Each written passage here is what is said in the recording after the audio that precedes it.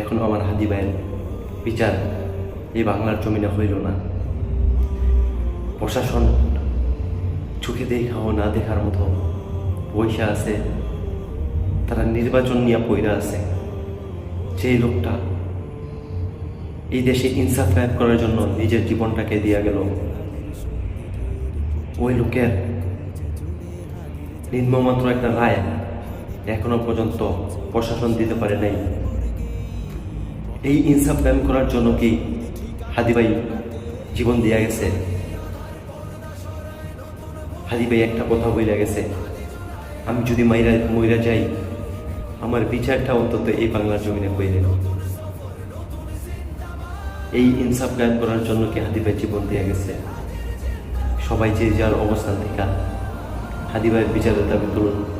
We want justice, justice for Hadi.